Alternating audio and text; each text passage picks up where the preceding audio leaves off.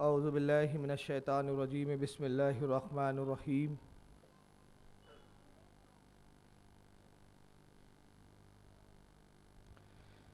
الحمدللہ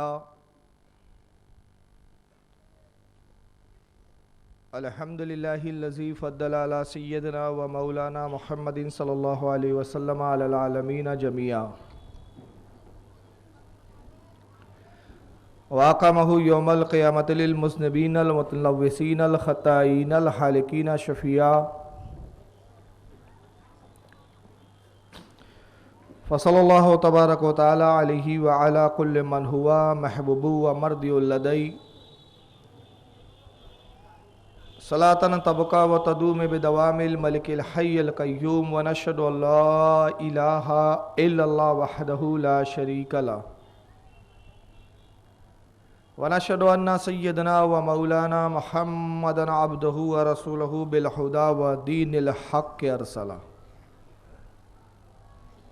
قال اللہ تبارک و تعالی فی القرآن المجید والفرقان الحمید ولا تقولوا لمن يقتل في سبيل الله اموات بل احياء ولكن لا تشعرون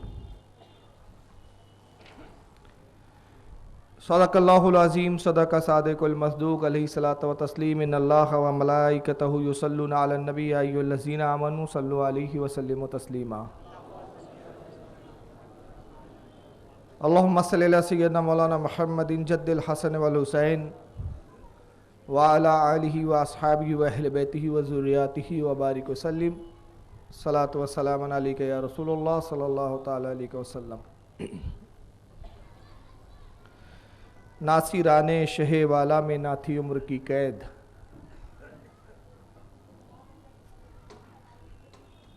ناصران شہ والا میں نہ تھی عمر کی قید چلنے والوں میں بھی آگے تھے نہ چلنے والے ناصران شہ والا میں نہ تھی عمر کی قید چلنے والوں میں بھی آگے تھے نہ چلنے والے ایڑیاں حضرت اصغر نے رگڑی نہیں ایڑیاں حضرت اصغر نے رگڑی نہیں پاؤں دکھلائے تھے بیت کو کچلنے والے ایک غیر مسلم شاعر کہتا ہے جدل پور کا امام علی مقام کی بارگاہ میں خراج عقیدت پیش کرتے ہوئے شعر اس وقت سمجھ میں آئے گا کہ جب میں تھوڑی سی ایک فلسفی سمجھا دوں انسان کی فطرت ہوتی ہے کہ اس پر کوئی جب حملہ کرتا ہے کوئی سامنے سے آتا ہے اور مارتا ہے تو انسان اپنے سر کو بچانے کے لیے ہاتھ اٹھاتا ہے یہ انسان کی فطرت ہے آپ کے پاس کوئی آئے اور ایک ڈنڈا لے اور مارنا چاہتا ہے تو آپ سب سے پہلے کیا کریں گے اپنے ہاتھ کو اٹھائیں گے اور سر پہ رکھیں گے سر بچانا چاہیں گے وجہ کیا ہوتی ہے وجہ یہ ہے کہ سر بہت نازک ہوتا ہے انسان جانتا ہے کہ اگر سر پر یہ وار لگ گیا تو دو چیزیں ہو سکتی ہے یا تو زخمی ہو جاؤں گا بے ہوش ہو کر ہو جاؤں گا یا زیادہ زور سے لگ گیا تو مر بھی سکتا ہوں کیونکہ انسان کا جو دماغ ہوتا ہے جو بھیجا ہوتا ہے بڑا نازک ہوتا ہے تو انسان اپنے سر کو بچانے کے لیے ہاتھ کا استعمال کرتا ہے مگر آئیے جدل پور کا شاعر امام علی مقام کی بارگاہ میں کیا کہتا ہے ذرا سنیں کہتا ہے کہ نانا سے تھا جو وعدہ وہ نبھایا حسین نے نانا سے تھا جو وعدہ وہ نبھایا حسین نے اور جو کہہ دیا وہ کر کر دکھایا حسین نے نانا سے جو تھا وہ وعدہ نبھایا حسین نے جو کہہ دیا وہ کر کر دکھایا حسین نے اور سنتے ہیں سر بچانے کو اٹھتے ہیں پہلے ہاتھ اور سنتے ہیں کہ سر بچانے کو پہلے اٹھتے ہیں ہاتھ سر دے کے اپنا ہاتھ بچایا حسین نے سر دے کے اپنا ہاتھ بچایا حسین نے تو یہ ہاتھ کیوں بچایا حسین نے اس لیے کہ امام علی مقام جانتے تھے سر دوں گا تو شہادت ہو جائیں گی بظاہر تو دنیا یہ سمجھیں گی کہ حسین ختم ہو گیا ہے حسین کی موت واقع ہو گئی ہے مگر اللہ تعالیٰ ارشاد فرما رہا ہے کہ جو اللہ کی راہ میں شہید ہو جائے انہیں مردہ مت کہو بلکہ وہ زندہ ہے. تو سر دوں گا بظاہر لوگوں کے نزدیک مرا ہوا سمجھا جاؤں گا، لیکن حقیقت یہ ہے کہ رب کائنات ایسی زندگی جاویدہ عطا فرمائے گا کہ جس کو پھر فنا نہیں ہے. اور حسین نے سر نہیں دیا، ہاتھ نہیں دیا، سر دے دیا، اور ہاتھ نہ دے کے اسلام کو ایسا بچایا کہ قیامت تک کے لیے اس کو محفوظ فرما دیا. سوال یہ پیدا ہوتا ہے کہ اگر حسین مصالحت سے کام لے لیتے، یزید کے ہاتھ پر بیعت کر لیتے، تو ایسا کیا انقلاب برپا ہو جاتا؟ جبکہ شریعت کا قانون بھی ہے کہ جب جان پر بن آئے تو جان بچانے کے لیے جھوٹ بھی کہا جا سکتا ہے، مصالحت سے کام بھی لیا جا سکتا ہے. تو امام علی مقام کو چاہیے تھا کہ مصالحت سے کام لیتے. ایسا ذہنوں میں کچھ لوگوں کے خیال آتا ہے، کیا ضرورت تھی کہ اتنا بڑا ہنگامہ برپا کر دیا امام علی مقام نے، پورے گھر کو تباہ و برباد کروا دیا، پورا گھر جو ہے ختم ہو گیا، خاندان ختم ہو گیا، دودھ پیتے بچے ختم ہو گئے، نوجوان ختم ہو گئے. ایک چھوٹی سی تو بات تھی. یہ بھی تو ہو سکتا تھا کہ حسین یزید سے بیعت کر لیتے اور بعد میں جھٹ مٹ ہی بیعت کرتے، دکھاوے کے لیے بیعت کرتے. یزید ان کی طرف سے غافل ہو جاتا کہ چلو حسین نے تو بیعت کر لی ہے، اب مسئلہ ختم ہو گیا ہے. اب بعد میں امام علی مقام پھر فوج جمع کرتے، اندرونی طور پر خفیہ طور پر لوگوں کو جمع کرتے اور یزید کے خلاف پھر جنگ کرتے. یہ ہو سکتا تھا، لیکن حسین نے ایسا کیوں نہیں کیا؟ جان بچانے کے لیے جب جھوٹ بولا جا سکتا ہے تو پھر یہ تو یہاں پر تو ایک کی جان نہیں، پورے خاندان کی جان کا سوال تھا، پورے جانثاروں کی جان کا سوال تھا. ایک جان بچانے کے لیے جب جھوٹ بولنا جائز ہے تو اتنے سارے لوگوں کی جان بچانے کے لیے تو اولا ہے پھر کہ جھوٹ بول دیا جائے، مصالحت سے کام لیا جائے. لیکن امام علی مقام کے پیش نظر بہت ساری چیزیں تھیں. ایک تو یہ تھی کہ ان کی نگاہ دیکھ رہی تھی کہ یزید فسق و فجور کا پیکر ہے، اور یہ تاریخ اسلام کا پہلا شخص ہے جس نے خلافت کے بعد اور امیر معاویہ کی ملوکیت کے بعد بادشاہوں کے لیے جو ایک سند قائم کی ہے، جو ایک بدعت رائج کی ہے، اور ایک ایسی بدعت سیاح کہ اب اس کے بعد جو بھی بادشاہ ہوں گا اس کے طریقے پر چلیں گا. اس سے پہلے جو بھی بادشاہ ہوتے تھے، خلیفہ ہوتے تھے، وہ سادہ زندگی گزارتے تھے، تقوی اور پرہیزگاری کی زندگی گزارتے تھے. مگر یزید پہلا بادشاہ ایسا تھا کہ تاریخ اسلام کی تاریخ کو بدلنا چاہ رہا تھا. اس نے ملوکیت کا اور خلافت کا تصور کچھ غلط ڈھنگ سے پیش کیا، ایک غلط انداز سے اس کی ایک تعبیر سامنے لائی، اور وہ یہ تھا کہ بادشاہ اتنا خود مختار ہوتا ہے کہ وہ چاہے تو شراب بھی پیے، چاہے تو نمازوں کو بھی چھوڑ دے، وہ چاہے تو رات بھر رقاصوں کے ساتھ رقص و سرور میں راتوں کو گزارے، وہ چاہے تو جو چاہے کرے، جس طرح کی اس کو عیاشی کی طبیعت اس کی چاہے اس کی طرح وہ مائل ہو جائے. یزید یہ ایک سنت قائم کر رہا تھا، اور امام علی مقام نے دیکھا کہ اگر یہ بدعت آج رائج ہو گئی اور میں اس کی بدعتوں پر خاموش رہا، اس سے مصالحت کر لی، تو یہ ایک سند بن جائے گی، ایک دلیل بن جائیں گی.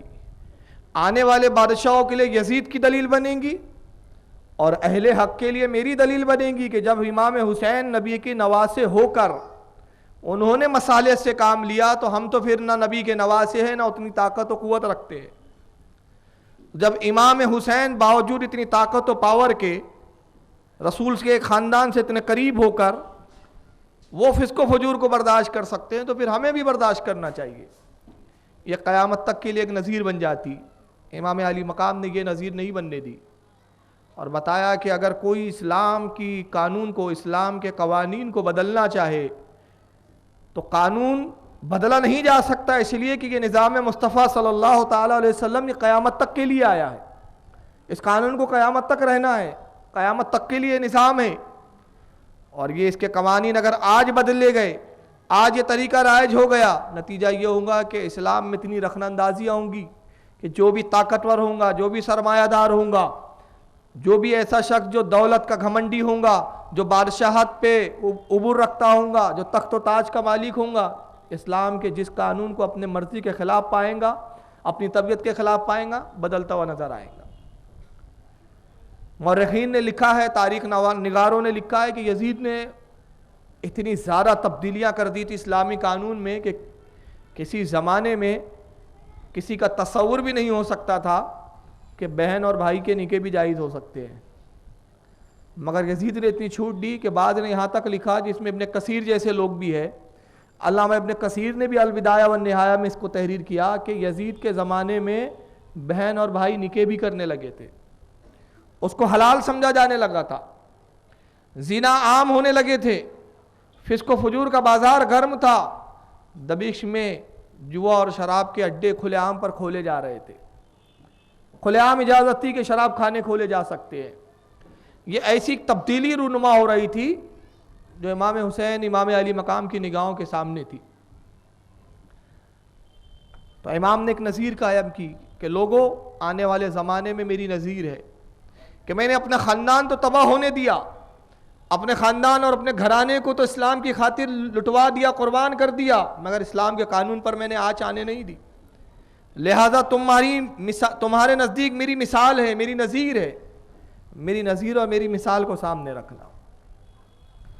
تو امام حسین کی یہ مثالیں، یہ نذیریں تھیں۔ انشاءاللہ کل یا پرسوں جہاں پر جلسے اور ہونے والے، آگے آپ کو بتایا جائے گا کہ آگے کہاں کا میری اور تقریریں ہونے والی ہے، اس پر میں گفتگو کروں گا، لیکن 2 دن بچے ہیں میرے پاس، واقعات کربلا بھی ختم کرنا ہے، تو تمہید کو اب زیادہ پھیلانے کا تو وقت نہیں رہا۔ تو المختصر یہ کہ امام علی مقام کی نظیر ہمارے سامنے ہے۔ ہم ذکر حسین اسی لیے کرتے ہیں، اس لیے منعقد کیا جاتا ہے ذکر حسین، کہ ہم امام حسین کی یاد کر کے صرف کھچڑا نہ کھائے، حسین کی یاد کر کے ہم صرف شربت نہ پیے۔ بلا شبہ شربت کھچڑا اپنی جگہ جائز و درست ہے، اس میں کوئی اختلاف نہیں ہے، لیکن اس کا اصل مقصد یہ نہیں ہے کہ یہ ایک جشن ہے یا ایک انٹرٹینمنٹ کا موقع ہے یا ایک سیلیبریشن ہے کہ ہم ایک سیلیبریٹ کر رہے ہیں امام حسین کے اس واقعے کو، اور اس میں ہم پھر شربت پی رہے ہیں اور یہ کر رہے ہیں، بس ہو گیا پھر معاملہ ختم، نعرہ حسین، نعرہ حیدری، نعرہ علی زندہ باد، پائندہ باد، اور بات ختم۔ یہ مقصد نہیں ہے یہ محرم منانے کا اور یہ کربلا کے واقعات کا ذکر کرنے کا۔ اصل مقصد یہ ہے کہ اپنی زندگی میں امام حسین کے کردار کو لانے کی کوشش کی جائے۔ باخدا میں اس بات کو تسلیم کرتا ہوں کہ ہم اتنی جذبہ قربانی کو پیش نہیں کر سکتے، وہ امام علی مقام کا حصہ تھا، ہم اپنی اولادوں کو نہیں قربان کر سکتے۔ ارے ہمارا تو حال یہ ہے کہ ہم چند روپیوں کی خاطر کمپرمائز کر لیتے ہیں، کہیں ہم عقیدوں سے کمپرمائز کرتے ہیں، جبکہ ہم اس ملک میں رہتے ہیں جو ڈیموکریسی کا ملک کہلاتا ہے، یا جمہوریت ہے جہاں ڈیموکریسی ہے، جبکہ ہم اپنے مذہب کا کھل کر اظہار کریں تو کوئی ہمیں روکنے والا نہیں۔ ہمارا قانون، ہمارا دستور، ہمارا آئین اس کی اجازت دیتا ہے، مگر اس کے باوجود کہ قانونی طور پر کوئی ہم پر مسلط نہیں ہے، کوئی بادشاہ اسلام ہم پر ایسا مسلط نہیں ہے کہ جو ہمیں کسی سے دور رہنے کے لیے جو ہے مطلب ہم پہ ٹارچر کرے کہ صاحب آپ اس سے کیوں دوری اختیار کر رہے ہو، اس کو کیوں برا بول رہے ہو۔ ڈیموکریسی ہے، ہر آدمی کسی کے بارے میں بول سکتا ہے، یہاں تک کہ ڈیموکریسی کا تو حال یہ ہے کہ آپ اسٹیج لگا کے پردھان منتری کے خلاف بولیے تو کوئی بولنے والا نہیں، قانون اس کی بھی اجازت دیتا ہے، مگر باوجود اتنی آزادی کے ہمارا حال یہ ہے کہ ہم روپیوں کی خاطر مصالحت کر لیتے ہیں، چند مالی منافعت کے خاطر ہم مصالحت کر لیتے ہیں، کمپرمائز کر لیتے ہیں، عقیدوں میں، مذہبی قانونوں میں، اسلام کی دفعاتوں کے تحت ہم اس میں کمپرمائز کرتے ہیں۔ تو اصل مقصد محرم کا یہ نہیں ہے، اصل مقصد یہ ہے کہ اپنی زندگی میں انقلاب برپا کیا جائے، اور انقلاب یہی ہے کہ ہم امام علی مقام کے اس قربانی کا لحاظ رکھتے ہوئے، اور اس کا حق تو ادا نہیں کیا جا سکتا مگر امام علی مقام کی روح کو اس عمل سے، ہمارے اس عمل سے خوش تو کیا جا سکتا ہے کہ امام ہم نے آپ سے ضرور سیکھا ہے کہ جس طرح آپ نے فاسق سے کمپرمائز نہیں کیا تھا، آج ہم کسی غدار رسول سے کمپرمائز نہیں کریں گے۔ یہ ہے اصل اس کا مقصد، یہ ہے اصل قربانی کا مقصد، اور یہ ہے اصل محرم منانے کا مقصد۔ اگر آپ کی زندگی میں یہ انقلاب ہے تو پھر آپ کامیاب ہے، ورنہ در حقیقت معاملہ یہ ہے کہ پھر آپ صرف ایک اپنے آپ کو تسلی دے رہے ہیں کہ صاحب حسین کا ذکر کر لیا جنت مل جائیں گی، جنت اتنی آسانی سے بھی نہیں ملیں گی۔ محبت حسین کا یہ نام نہیں ہے کہ ہم دل سے ہاں ہاں حسین سے محبت ہے، نعرے حسین زندہ باد، اہل بیت زندہ باد، یہ نہیں ہے محبت حسین۔ نعرہ کوئی بھی لگا سکتا ہے، نعرے لگانے میں تھوڑی پیسے لگتے ہیں، نعرے لگانے میں پیسے نہیں لگتے، دعویٰ کرنے میں پیسے نہیں لگتے کہ میں محبت کرتا ہوں۔ محبت ثبوت چاہتی ہے، محبت کا مزاج ہے کہ جو چیز تم دعویٰ کرتے ہو اس کا ثبوت بھی پیش کرو۔ اور ثبوت کیا ہے؟ آج ہم سے وہ سخت امتحان نہیں لیے جا رہے ہیں جو امام علی مقام سے لیے گئے، صحابہ کرام سے لیے گئے۔ انہوں نے ایمان کی خاطر جب ایمان لایا رسول اللہ پر، صحابہ نے اہل و عیال کی پرواہ نہیں کی، باپ داداؤں کی پرواہ نہیں۔ کیا بلال کی مثال آپ کے سامنے نہیں ہے؟ جناب حضرت بلال رضی اللہ تعالیٰ جب ایمان لائے تو کیا کیا گیا؟ دشمنان اسلام نے ان کے پیٹوں سے، ان کے جسم سے کپڑے نوچ لیے، برہنہ کر دیا، اور برہنہ کر کے جس طرح مرغی لٹکائی جاتی ہے اور تندور پہ بھونا جاتا ہے، اس طرح حضرت بلال کو لٹکا دیا رسی سے باندھ کے۔ نیچے آگ کی تپیش ہے، آگ کے کوئلے سرخ ہے، آگ کی تپیش حضرت بلال کی پیٹھ پر جاتی ہے، اور اس کے بعد جناب بلال رضی اللہ تعالیٰ عنہ کی پیٹھ تپش سے پگھلنا شروع ہوتی ہے، چربی پگھل کر کوئلوں پہ گرتی ہے اور کوئلوں کو بجھاتی ہے، اور کفار کہتے ہیں بلال محمد کا دین چھوڑ دے۔ تو بلال فرماتے اگر ایسے 1000 بلالوں کی جانیں بھی تم لے لو تو میں محمد کا دین چھوڑنے والا نہیں۔ یہ امتحان سے گزرنا پڑا ہے۔ عثمان غنی نے جب ایمان لایا تو کتنا سخت امتحان تھا، چچا کافر تھا، مشرک تھا، کہا بھتیجے تو ایمان لایا ہے، تو نے محمد کے دین کو قبول کر لیا، پراپرٹی سے بے دخل کر دوں گا، مال تجھے کچھ بھی نہیں دوں گا۔ کہا چچا میرے باپ کا بھی مال تو ہی رکھ، تو نے میری پرورش کی ہے، یہ مال بھی تو ہی رکھ، جو کچھ میں نے کمایا وہ بھی تو رکھ، یہ مال تو مجھے دینا گوارا ہے لیکن محمد صلی اللہ علیہ وسلم کا دین چھوڑنا مجھے گوارا نہیں ہے۔ عثمان غنی کو ٹاٹ میں لپٹا ہے چچا نے، تاریخ کا مطالعہ کریں، لکڑی کے ٹاٹوں میں لپٹا ہے، ایک سمت میں بند کر دیا اور دوسری سمت سے دھواں ڈالا جا رہا ہے، اور جب دھواں اندر اس ٹاٹ کے جو ایک گولائی میں بنا دیا گیا ہے، ایک پائپ کی طرح بنایا گیا جس میں حضرت عثمان کو ڈالا گیا ہے، اور جب دھواں اندر جاتا ہے تو کھانستے کھانستے اتنا برا حال ہو جاتا ہے کہ عثمان غنی بے ہوش ہو جاتے ہیں، ہوش نہیں ہے۔ پھر وہ ٹاٹ کھولا جاتا ہے، پانی منہ پہ چھینٹے مارے جاتے ہیں، عثمان غنی کو ہوش میں لایا جاتا ہے، عثمان ہوش میں آتے، پھر ٹاٹ میں لپٹا جاتا ہے اور پھر دعا چھوڑا جاتا ہے۔ یہ بار بار عمل کیا جا رہا ہے، عثمان غنی بار بار بے ہوش ہو رہے ہیں، مگر جب بھی ہوش میں آتے چچا کہتا ہے عثمان محمد کا دین چھوڑ دے۔ آپ یہی کہتے ہیں چچا تو چاہے تو اس سے زیادہ سختیاں کر لے لیکن قسم خدا کی میں رسول اللہ کا دین نہیں چھوڑوں گا۔ یہ قربانیاں، یہ محبت کے تقاضے ہیں۔ تو محبت یہ ہے کہ جو امتحان چاہتی ہے، آج ہم اللہ کا شکر ادا کریں کہ ہم سے اتنے سخت امتحان نہیں لیے جا رہے ہیں، ہم سے اولاد کی قربانی نہیں مانگی جا رہی ہے، ہم سے بیٹوں کی قربانی نہیں مانگی جا رہی ہے، ہم سے اپنی بیویوں کی قربانی نہیں مانگی جا رہی ہے، ہم سے اپنے شیرخوار بچوں کی قربانی نہیں مانگی جا رہی ہے۔ ہم سے صرف کیا مطالبہ ہے؟ صرف اتنا مطالبہ ہے کہ جو رسول کا گستاخ ہے اس سے دوری کو اختیار کرو، اس سے بچو۔ بچنے سے مراد کیا ہے؟ لوگ یہاں غلط فہمی میں آ جاتے ہیں۔ میں تھوڑا فراغ دل ہوں کیونکہ میں عالم نہیں ہوں، اس لیے میں تھوڑا سا فراغ دلی سے بول لیتا ہوں۔ ہمارے علماء بہت زیادہ اس میں احتیاط کرتے ہیں۔ میں علماء سے معذرت کے ساتھ کہوں گا کہ چونکہ میں بھی ایک دنیا دار انسان ہوں، اسی لیے میں دنیا داری کے اعتبار سے عرض کر رہا ہوں کہ لوگ غلط فہمی میں یہ آ جاتے ہیں کہ جب ہمارے علماء کہتے ہیں ان سے تعلقات مت رکھو، تو لوگ کہتے ہیں ارے یار یہ کون سی بات ہوئی یار، دنیا میں رہ رہے ہیں، ہندوستان میں رہ رہے ہیں، ہندوستان ڈیموکریسی کا ملک ہے، سب سے تعلقات ہے، مشرکین سے، کفار سے، عیسائیوں سے، یہودیوں سے، ہندوؤں سے، ان سے کیا ہو گیا کہ ان سے ہم تعلقات نہ رکھیں؟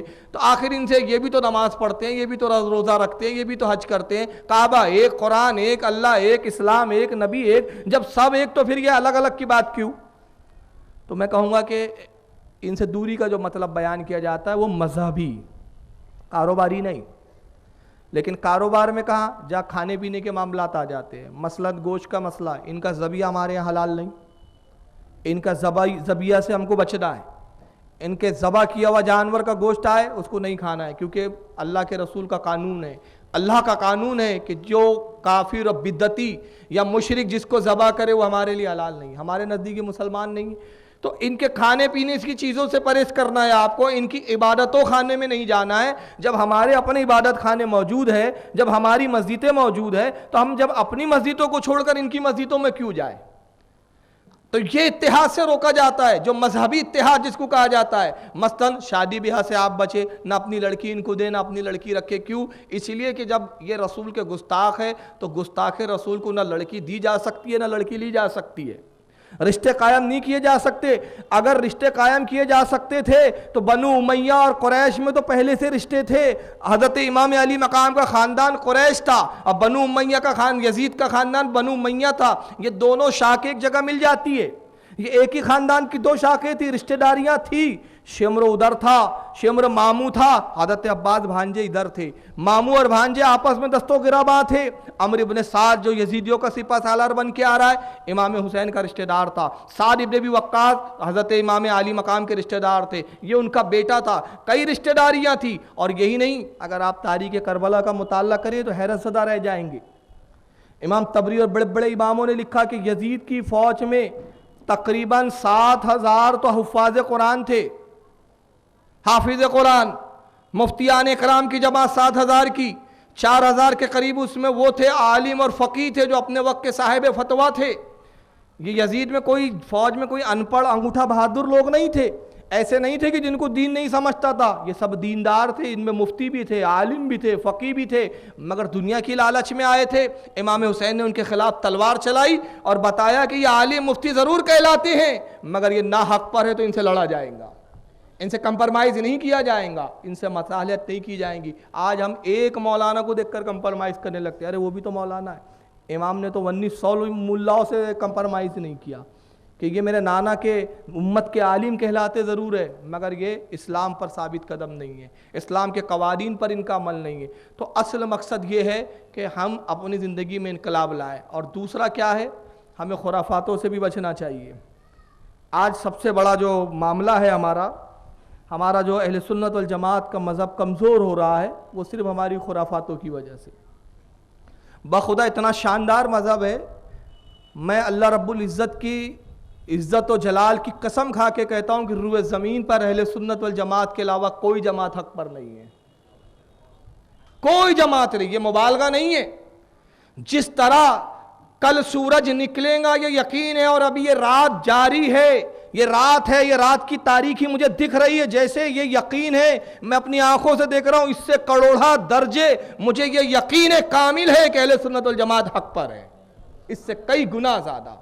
جس طرح میں یہ یقین رکھتا ہوں کہ اللہ رب العزت ہے, پروردگار عالم کی ذات موجود ہے, کائنات کا چلانے والا ایک رب کائنات ہے, ایک خالق کائنات ہے, اور اس کے نبی کریم صلی اللہ علیہ وسلم اس دنیا میں تشریف لائے, ان کا پیغام موجود ہے, ان کی تعلیمات موجود ہے. جیسے ان چیزوں پر میرا ایمان و یقین ہے, اس ویسے ہی ان چیزوں پر بھی میرا یقین ہے کہ اہل سنت والجماعت حق پر ہے.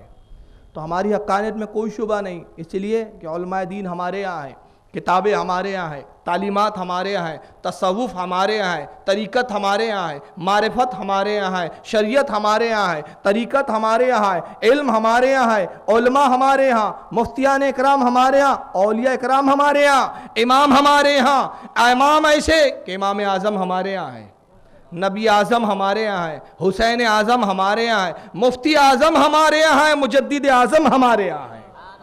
یہاں سے وہاں تک سب اعظم ہی اعظم ہیں ہمارے ہاں, مگر جن کے یہاں کچھ نہیں وہ کیوں بڑھ رہے ہیں, آگے کیوں بڑھ رہے ہیں, اضافہ کیوں ہو رہا ہے ان کے فرقوں میں؟ صرف ہماری خرافاتوں کی وجہ سے. ہم نے چند خرافاتوں کو عقیدت کے اظہار کے لیے اسلام کا حصہ بنا دیا ہے. ہم ڈی جے بجاتے سمجھتے ہم بہت بڑا کام کر رہے ہیں. محرم میں آپ کیا ڈھول وول بجتے ہیں کیا؟ نہیں بجتے, اللہ کا شکر ہے, شکر کیجئے, ورنہ میں جبل پور گیا تو محرم میں ڈھول بجتے ہیں وہاں. میں سمجھ نہیں پایا کہ کون سے سنی ہے, اللہ معاف کرے ان لوگوں کو, اللہ ان کو عقل سلیم دے, کہ شہادت کے بعد تو یزیدیوں نے خوشیاں منائی تھی, یہ کون سے ڈھول بجا کے غم منا رہے ہیں.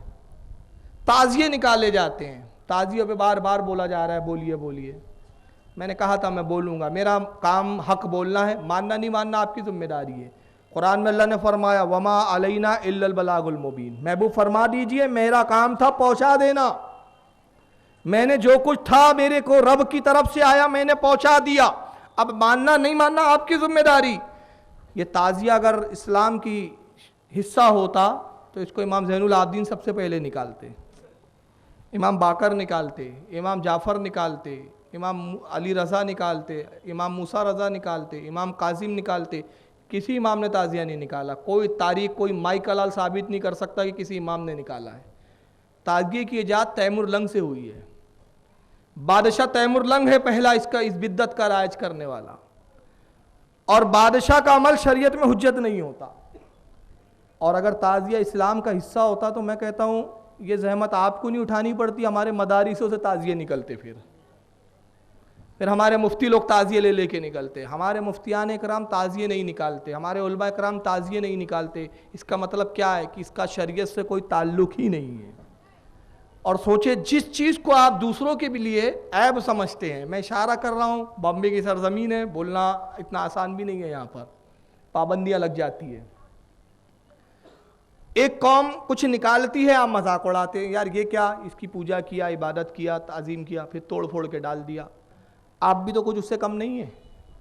آپ کیا کرتے ہیں؟ تعزیہ بٹھایا، منتیں مانگی، چراغ روشن ہو رہے، اگربتیاں جل رہی ہے، سامنے سے کھانے رکھے جا رہے ہیں، 10 دن 15 دن رکھا اور لے جا کے بھی توڑ پھوڑ کر دیا۔ فرق کیا ہے آپ میں اور ان میں؟ کوئی فرق نظر نہیں آ رہا بظاہر۔ تو کہنے کا مطلب یہ ہے کہ یہ تصنیع مال ہے، یہ مال کی بربادی ہے، اور اللہ کے رسول فرماتے ہیں کہ جو اپنے مال کو برباد کرتے ہیں وہ فعل حرام کرتے ہیں، اور قرآن کہتا ہے کہ مالوں کو فضول نہ اڑاؤ، فضول خرچی نہ کرو، بے شک فضول خرچی کرنے والے شیطان کے بھائی ہے۔ قرآن شیطان کا بھائی کہہ رہا ہے، اور آپ حسین کی محبت کا دعویٰ کر رہے ہیں۔ طالب علم کچھ جم نہیں رہا ہے، تو ان چیزوں سے بچے، انہی چیزوں پر آپ پابندی کریں جس کی ہمارے علماء اجازت دیتے ہیں۔ وجہ کیا ہے؟ ہر آدمی ایک فیلڈ میں ایکسپرٹ ہوتا ہے۔ ہم بیمار ہوتے ہیں تو ہم ڈاکٹر کے پاس جاتے ہیں، انجینئر کے پاس نہیں جاتے، اور کوئی انجینئر کے پاس جائے روئے زمین کا سب سے بڑا بیوقوف انسان ہے وہ انجینئر اس کا علاج نہیں کرے گا، اس کا علاج اس کی بیماری کا ڈاکٹر ہی کر سکتا ہے۔ آپ ڈاکٹر کے پاس جاتے ہیں، خود کیوں نہیں اپنا علاج کر لیتے؟ آپ میڈیکل کی کتابیں موجود ہیں، طب کی کتابیں موجود ہیں، ایسا کیوں نہیں کرتے؟ دیکھیں یار بخار ہوا ہے، چلو ذرا کتاب کھولو، دیکھو بخار کی گولی کیا ہے، دوا کیا لے آؤں۔ آپ جانتے ہیں کہ نہیں، بہت قسم کے بخار ہو سکتے ہیں، سر میں درد ہوتے ہیں، بہت قسم کے ہوتے ہیں۔ تھوڑا سا طب میں نے بھی پڑھا ہے، تو میں نے پڑھا ہے کہ 500 قسم کے سر کے درد ہوتے ہیں، 500 قسم کے۔ یہ طبیب تشخیص کرتا ہے، طبیب پتہ لگاتا ہے کہ بھائی اس کے سر درد کا ریزن کیا ہے، اس کے اعتبار سے گولی دیتا ہے، اتنے پاور کی دیتا ہے، بھائی اتنے ایم جی کی گولی لینا چاہیے آپ نے، اتنے پاور کی گولی۔ ہم اپنا علاج خود نہیں کرتے، کیوں؟ اس لیے کہ ہم جانتے ہیں کہ ڈاکٹر اس فیلڈ کا ایکسپرٹ ہوتا ہے، ڈاکٹر کا یہ کام ہے، ڈاکٹر کا یہ پیشہ ہے، اس پر اس کی مہارت ہے، لہٰذا اس کے لیے اسی کے پاس جانا چاہیے۔ گھر بنانا ہو تو ہم ڈاکٹر کے پاس نہیں جاتے، انجینئر کے پاس جاتے ہیں۔ ہم یہ نہیں کہتے ڈاکٹر صاحب بہت پڑھے لکھے ہیں وہ گھر بنا لیں گے ہمارا، ان سے بھی اسٹرکچر بنوایا جائے، ان سے میپ بنوایا جائے، ان سے نقشے بنوائے جائے، نہیں، ہمیں معلوم ہے اس کا ایکسپرٹ یہ ہے۔ تو جب ہر دنیا کے کاموں میں آپ ایکسپرٹ تلاش کرتے ہیں تو دین کے کام میں آپ ایکسپرٹ نہ ہو کے ایکسپرٹ کی نہیں سنتے اور خود فیصلے کرنے بیٹھ جاتے ہیں، تو یہ آخر آپ کی منمانی کیا آپ کو ہلاکت کی طرف نہیں لے جائیں گی؟ آپ کی مثال بالکل اسی طرح ہے کہ جو ڈاکٹر نہ ہو کے خود اپنا علاج کرتا ہے، اور بجائے اس کے کہ اس کا علاج ہو اور بیماری کو بڑھاتا ہے، کیونکہ وہ ڈاکٹر نہیں ہے۔ تو اسی لیے جو دین کے مسائل ہے اس کا جاننے والے ہیں عالم شریعت، علماء اہل سنت، تو آپ کو چاہیے کہ آپ اپنے علماء سے پوچھیں حضور یہ جائز ہے کہ ناجائز، اور جس کو علماء شریعت کی روشنی میں جائز کہہ دے وہ ہمارے لیے جائز ہے، اور جس کو علماء ناجائز کہہ دے وہ ہمارے لیے ناجائز ہے۔ اس لیے کہ اس کے جاننے والے دین کے جو ڈاکٹر ہیں وہ ہمارے علماء ہیں، وہ ہمارے گناہوں کا علاج بتائیں گے، ہمیں بتائیں گے کہ کون سی شریعت کی گولی تمہیں لینا ہے، کون سی شریعت کا عمل تمہیں عمل پیرا ہونا ہے، کہ جب تم یہ استعمال کرو گے، جب تم ان پر گامزن ہو جاؤ گے تو گناہ کی یہ بیماری تم سے دور ہو جائیں گی، یہ علماء بتائیں گے۔ تو یہ چند نصیحتیں میں کرنا چاہتا تھا، اس لیے کہ مجھے لگ رہا تھا کہ پتہ نہیں کل موقع ملے کیا نہ ملے، کیونکہ کل آخری مجلس ہے۔ بہرحال درود شریف پڑھے، اللہم صلی علی سیدنا مولانا محمد عدد ما فی علم اللہ صلاۃ دائمۃ بدوام الملک اللہ صلی اللہ تعالیٰ علیہ وسلم۔ آئیے جہاں سے واقعات کربلا کل ہم نے چھوڑا تھا وہیں پر میں آتا ہوں، اللہ تعالیٰ سے دعا کرتا ہوں کہ مالک کائنات ذکر حسین کے صدقے طفیل ہماری قوم کی اصلاح فرما، ہماری قوم کو سمجھ عطا فرما۔ 10 محرم الحرام عاشورے کے دن جنگ شروع ہوئی، جیسا کہ کل گفتگو ہوئی تھی، اور اس میں حضرت عبداللہ ابن عمیر قلبی رضی اللہ تعالیٰ عنہ کی شہادت واقع ہوئی، ان کی زوج مطہرہ، ان کی بیوی ام وہب کی بھی شہادت واقع ہوئی۔ حور ابن یزید نے بھی حملہ کیا، کئی یزیدیوں کو جہنم فی النار کرنے کے بعد حور بھی شہید ہو جاتے ہیں۔ حور کی شہادت کے بعد शिम्र ने अम्र को मशवरा दिया कि अम्र देख नहीं रहा है कि ये एक एक करके आ रहे हैं और हालत ये है कि हमारे कई कई सौ लोगों को मार देते हैं, अगर यही हाल रहा तो समझ ले कि जंग हम हारने वाले हैं। अम्र ने कहा फिर क्या करना चाहिए? शिम्र कहता है एक बार की हमला करो, सारे के सारे खैमे हुसैन की तरफ जाके हमला करें। तो अम्र ने हुक्म दिया, शिम्र एक बड़ी सी टोली ले, एक बड़ा सा ग्रोह ले और हुसैन के लश्कर की तरफ, हुसैन पाक के खैमों की तरफ जा, बल्कि यहाँ तक हुक्म देता है कि मशाले ले और इमाम हुसैन के खैमों में आग लगा दे, क्योंकि ये खैमे आड़ बने हुए। इमाम अली मकाम ने अपने खैमों को इस अंदाज में नस्ब किया था कि दुश्मन सिर्फ एक ही सिम से हमला करे, दूसरी तरफ से हमला ना करे। वजह यह थी कि आपने खैमे नस्ब किया और उसके पीछे खंदक खोदी थी और खंदक में आग लगा दी गई थी। उस तरफ से दुश्मन का आना मुमकिन नहीं था, अगर दुश्मन को आना है तो बस सामने से ही आना मुमकिन था। शिम्र एक मशाल लेके आगे बढ़ता है, चंद 100 सिपाहियों को लिया और चीख कर चिल्ला कर कहता है, आगे बढ़ो नौजवानों, ऐ यजीद के वफादारों, हुसैन के खैमों को दिस्पो नाबूद कर दो और जला डालो। इमाम अली मकाम खैमे के करीब खड़े हुए शिम्र का जब ये जुमला सुना, जलाल और गुस्से में फरमाते, शिम्र खबीस अपनी ज़बान को लगाम दी, वल्लाह क्या तू मेरे खैमों को जलाएंगा?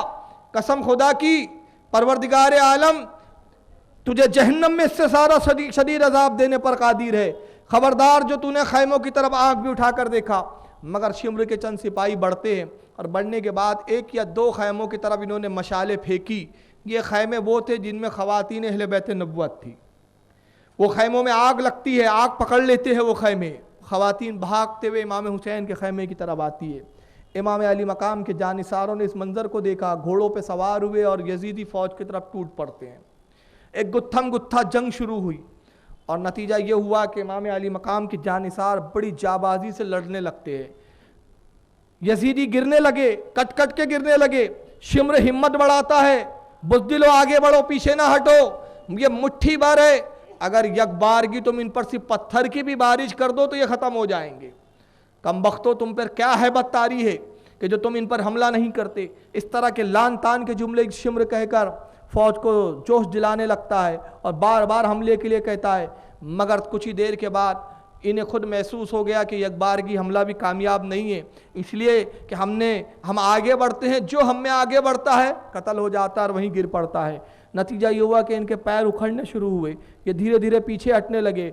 इमाम अली मकाम के लश्कर के लोग भी थोड़े थोड़े आगे बढ़ते हैं, हमला जारी रहा। तभी इमाम अली मकाम ने अपने साथी हज़रत हबीब इब्ने मज़ाहिर को कहते हैं कि हबीब, इनसे कहो कि मुझे नमाज के लिए कुछ मोहलत दे दे, नमाज का वक्त हो गया है। हालांकि वो जुमे का दिन था, लेकिन चूँकि इमाम मुसाफिर थे इसलिए नमाज ज़ोहर के अदायगी का मामला था। आपने फरमाया, हबीब इनसे कहो कि मुझे नमाज के लिए मोहलत दे। हज़रत हबीब आवाज़ लगाते हैं घोड़े पे, ऐ यजीदियो, ऐ शिम्र, इस जंग को थोड़ी देर के लिए रोक दे ताकि इमाम वक्त नमाज पढ़ ले। आखिर तुम भी उन्हीं के नाना का कलमा पढ़ते हो, उन्हीं के नाना के कलमे का विर्द करते हो, उन्हीं के नाना के कलमे के दावेदार हो, तुम पर भी नमाज ज़रूरी है। इसलिए लिहाजा कुछ देर के लिए जंग रोक दी जाए ताकि इमाम हुसैन और उनके साथी भी नमाज़ पढ़ ले और तुम भी नमाज़ पढ़ ले। ये अभी हज़रत हबीब इब्ने मज़ाहिर फरमाया रहे थे कि तभी एक बदबख्त हुसैन इब्ने नुमैर, जो एक बड़ी फ़ौज का सिपा सालार था, 500 सिपाही इसके मातहत थे, या करीब आके कहता है, हबीब अपनी आवाज़ को बंद कर, खामोश हो जा, हुसैन नमाज की इजाज़त चाहता है। हुसैन पर कौन सी नमाज फ़र्ज़ है? हुसैन बागी है अमीरुल मोमिनीन यजीद का, और बागियों की नमाज कबूल नहीं होती। हुसैन के लिए नमाज की मोहलत नहीं दी जाएंगी, हुसैन की नमाज कोई कबूल होने वाले नहीं। माज़अल्लाह जब उसने जुमले कहे, हबीब को जलाल आता है। हबीब घोड़े पे बैठे हुए थे, घोड़ को एड़ लगाते हुए हुसैन इब्ने नुमैर के करीब आते और फरमाते, ओ गधे, ए खबीस के बच्चे, खामोश हो जा। तू समझता है कि अगर इमाम अली मकाम की नमाज कबूल ना होंगी तो क्या फिर तेरी नमाज कबूल होंगी? अरे अगर उसकी नमाज कबूल ना हो जिसने नमाज का पैगाम दिया है, जिसने नमाज लाया है, जिसके नाना को नमाज का तोहफा मिला है, अगर उसके ही नमाज की नमाज कबूल ना होंगी तो फिर रुए ज़मीन पर किसकी नमाज कबूल होने वाली है? ये कहकर हज़रत हबीब हबीब इब्न मज़ाहिर ने तलवार को बुलंद किया और हुसैन इब्न नुमैर की तरफ उस तलवार को वार करते हैं, मगर उसने अपने आप को पीछे लिया और वो वार बजाय इसके कि हुसैन इब्न नुमैर को लगता, उसके घोड़े की पेशानी पे लगता है। घोड़े की पेशानी ज़ख्मी हुई और जैसे ही घोड़े की पेशानी ज़ख्मी होती है ये ज़मीन पर गिरता है हुसैन इब्न नुमैर। इससे पहले कि हबीब उतर के इसका सर कलम करते तब इसके साथियों ने इसको उठाया और वहाँ से हटा देते हैं और फिर चारों तरफ से हबीब इब्न मज़ाहिर की तरफ ये टूट पड़ते हैं। अपने हबीब इब्न मज़ाहिर की तरफ इन्होंने हमला शुरू कर दिए। नतीजा ये हुआ कि हज़रत हबीब इब्न मज़ाहिर तन्हा इन सब का मुकाबला कर रहे हैं। चारों तरफ से इनको घेर लिया गया। हबीब इब्न मज़ाहिर ने तलवार चलाना शुरू की। एक हाथ में ढाल पे वार रोकते हैं, दूसरे हाथ से वार करते हैं, चारों तरफ घूम घूम के हमला कर रहे हैं। जिस तरफ हमला करते हैं हबीब इब्न मज़ाहिर, उस तरफ दुश्मनाने अहले बैत कट कट कर गिरना शुरू होते। यजीदी कट कट के गिर रहे हैं। हबीब इब्न मज़ाहिर की तलवार का वार ये था कि जिस पर एक बार पड़ जाता वो सीधा मौत से हमकिनार हो जाता। जब उन्होंने देखा कि मामला ये है, शम्र ने एक बदबक को इशारा किया कि अगर हबीब से मुकाबला करना है तो फरेब को इख्तियार करो, हबीब को अगर कत्ल करना है तो फरेब को इख्तियार करो। आँख से इशारा करता है। एक बदबक ताक लगाते हुए हबीब के पीछे से आता है और आने के बाद उसने नेज़ा उछाला, नेज़ा मारा। सीधा नेज़ा हज़रत हबीब इब्न मज़ाहिर की पीठ में पेवस्त होता है। यहाँ तक कि इतनी शदीद और ज़ोर से उसने नेज़ा मारा था कि पीठ से दाखिल होकर आपके पेट से बाहर हो जाता है। हबीब इब्न मज़ाहिर ने जैसी उस नेज़े की तकलीफ को महसूस किया, नेज़ा खींचना चाहते हैं मगर इतनी बुरी तरह नेज़ा फंस चुका था, इतनी बुरी तरह आपके शिकम में और पेट में उलझ चुका था कि उस नेज़े को खींच नहीं पाए। अभी इसमें उलझे हुए ही थे कि दूसरे बदबख्त ने फिर तीर मारा। वो तीर आपके सीने में लगता है। हबीब इब्न मज़ाहिर घोड़े से ज़मीन पर गिरते हैं। जैसे ही घोड़े से ज़मीन पर गिरे, हुसैन इब्न नुमैर खड़ा हुआ देख रहा था उस मंजर को। उसने कहा खबरदार, कोई इसको नहीं मारेगा, इसने मुझ पर हमला किया है, इसने मुझे मारने की कोशिश की है, ये मेरा शिकार है। अभी हबीब उठना चाहते थे, नेज़ा पीठ में धंसा हुआ है, पीठ और पेट से बाहर नेज़ा लगा हुआ है। हबीब उठ नहीं पाए थे इसलिए कि जख्मों की वजह से शिद्दत की तकलीफ थी, खून बहुत जारी था तेजी के साथ। हुसैन इब्न नुमैर करीब आता है, बदबख्त ने तलवार उठाई और हबीब इब्न मज़ाहिर के सर को कलम कर दिया। इन्ना लिल्लाहि व इन्ना इलैहि राजिऊन। हबीब की शहादत हुई। इमाम अली मकाम हबीब के लाशे के करीब जाते हैं और जब हबीब को देखा, हबीब के जिस्म में कुछ रमक बाकी थी, हबीब की आंखों में कुछ रमक बाकी थी। इस मंजर को देखा और जब सर तन से जुदा हुआ तो ये विशाल होना और इस शहादत के मंजर को भी इमाम देख रहे थे। जब देखा कि हुसैन इब्न नुमैर ने हबीब इब्न मज़ाहिर के सर को कलम कर दिया, इमाम की आंखों में आंसू आ गए, इसलिए कि हबीब आपके बचपन का साथी थे। उसके बाद अल्लाह की बारगाह में अर्ज़ करते हैं, मालिक कायनात, मैं इस कौम का शिकवा तेरी बारगाह में अर्ज़ करता हूँ। हज़रत इमाम अली मकाम को हबीब की शहादत से बहुत ज़्यादा सदमा पहुँचा।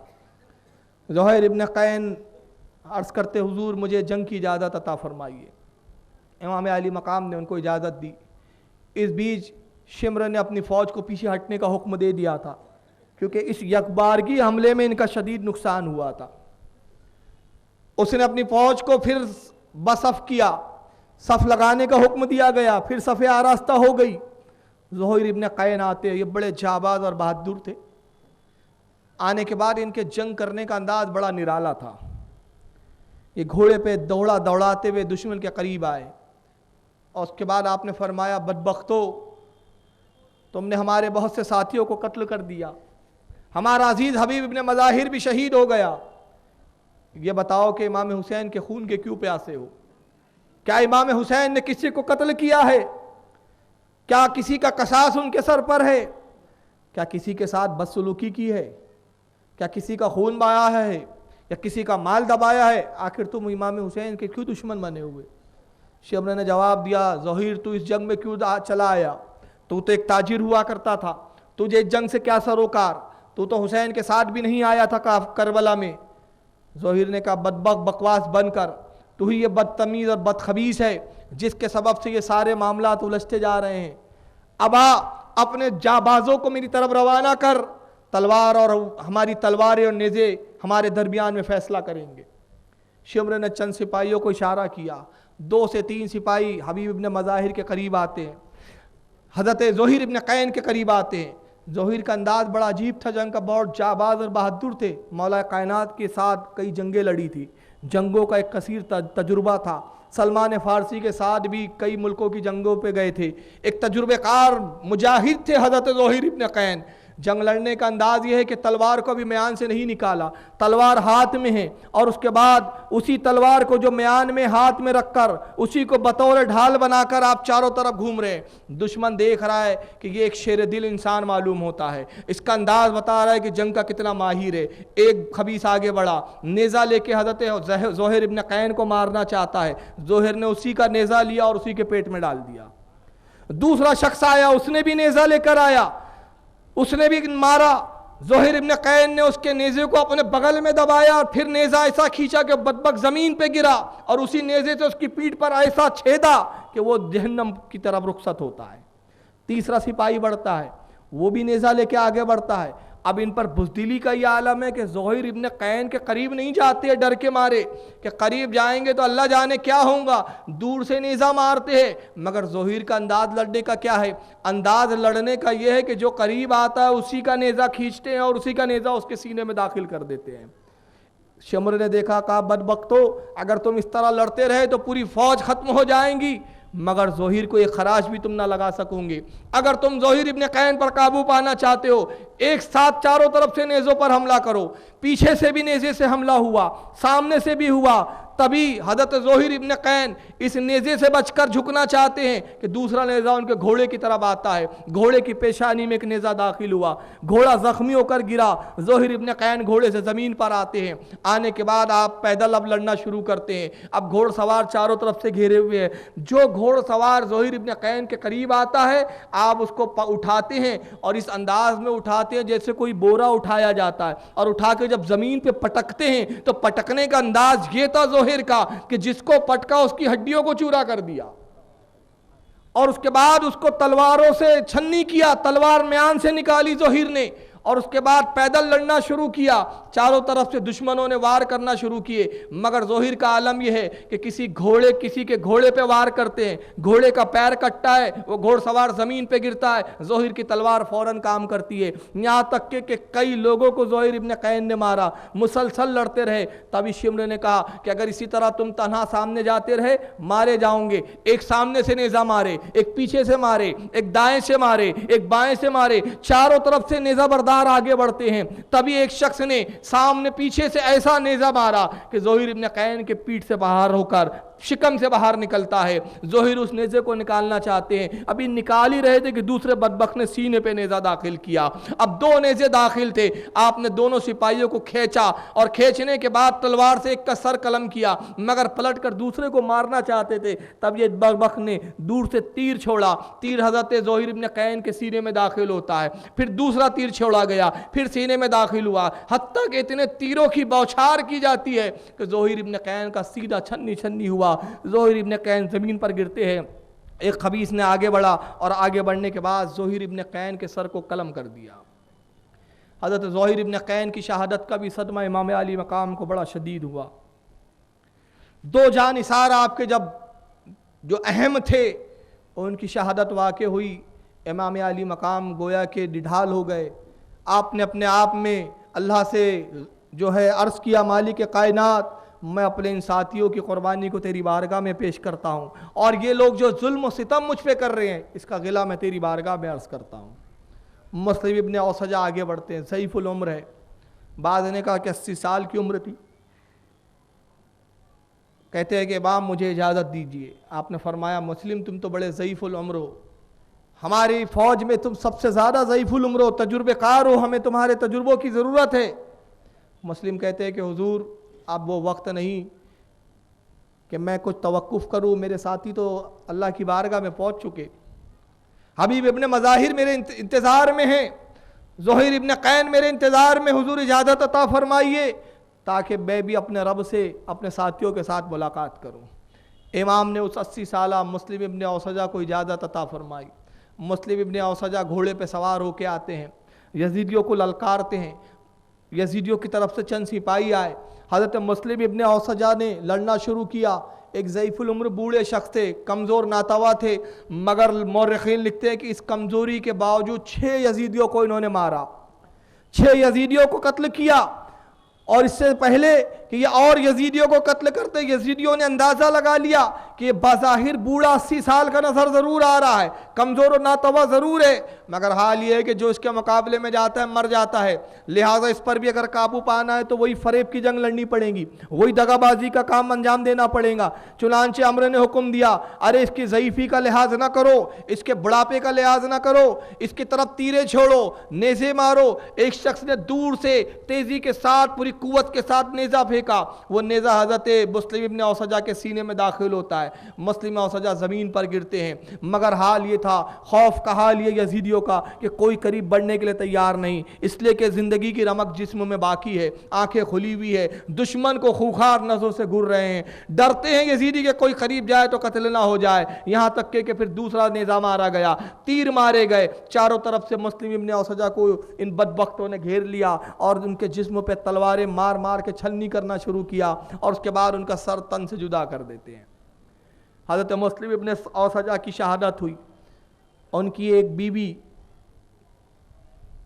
وہ اس منظر کو دیکھ رہی تھی، خیمے کے پاس سے مسلم ابن اوسجہ کی بیوی کو اس منظر کو دیکھ رہی ہے، تبھی خیمے سے ایک چھوٹا سا بچہ نکلتا ہے، چھوٹی سی تلوار ہے ہاتھ میں، ننھے ننھے سے قدم، تیزی کے ساتھ، کسی سے اس نے اجازت نہیں لی، کسی سے پوچھا نہیں، اس بچے نے سیدھا اس خیمے سے نکلا جو مسلم ابن اوسجہ کا خیمہ تھا، جہاں ان کی اہلیہ خیمے کے باہر سے اپنے شوہر کو لڑتا ہوا اس منظر کو دیکھ رہی تھی۔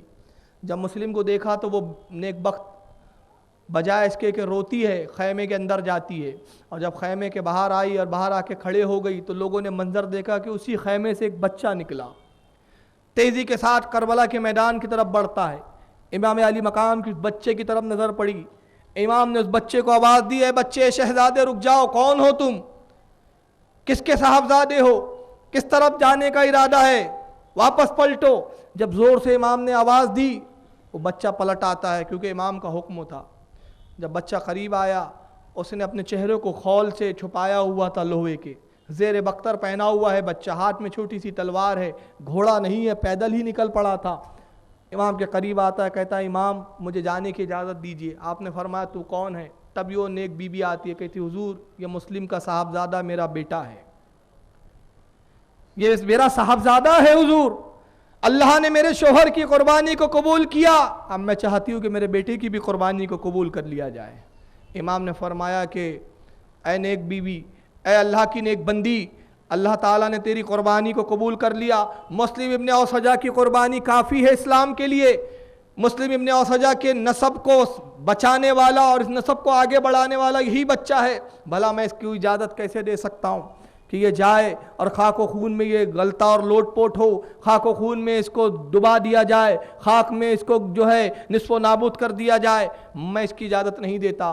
وہ نیک بی بی کہتی ہے حضور میں آپ کو اللہ کا واسطہ دیتی ہوں، آپ کی والدہ فاطمہ الزہرا کا واسطہ کہ میرے بچے کو جانے کی اجازت دیجیے، اس لیے کہ مجھے اندیشہ ہے کہ کہیں مسلم ابن اوسجہ نے بروز قیامت پوچھ لیا کہ جب سب نذرانے پیش کر رہے تھے تو اپنے بیٹے کو کیوں محفوظ کر لیا تھا، یہ بیٹے ہم نے پیدا ہی امام حسین کی قربانی کے لیے کیے ہیں، اس کو کیوں نہیں بھیجا تو میں اپنے شوہر کے سامنے شرمندہ ہو جاؤں گی، حضور اس بچے کو اجازت عطا فرمائیے۔ بہت اصرار کرتی ہے، یہاں تک کہ حضرت امام علی مقام کے قدم نازمین کے قریب سر کو رکھ دیتی ہے، کہتی ہے واللہ میں اس وقت تک سر کو نہ اٹھاؤں گی جب تک آپ میرے صاحبزادے کو اجازت عطا نہ فرمائیں گے۔ امام علی مقام نے اس محبت کا جب سلوک دیکھا، یہ الفت دیکھی اس نیک خاتون کی، اس محبت جو ہے محبت اہل بیت کو ملاحظہ فرمایا، آپ کی آنکھوں میں آنسو آتے ہیں، ارشاد فرمایا ٹھیک ہے جو تمہاری مرضی، ٹھیک ہے اگر تم یہی چاہتی ہو تو پھر میں اجازت دیتا ہوں۔ یہ چھوٹا سا بچہ جاتا ہے جس کی عمر مورخین لکھتے ہیں کہ تقریباً 10 سال یا 9 سال تھی، 9 سال اور یہ 10 سال کا ایک چھوٹا سا بچہ کربلا کے اس میدان میں آتا ہے، اور آنے کے بعد کہتا ہے لوگوں جو جانتا ہے جانے، جو نہیں جانتا ہے وہ جان لے، میں مسلم ابن اوسجہ کا شہزادہ ہوں، میں اس کا بیٹا ہوں، تم میں جو بہادر ہو اس کو بھیجو۔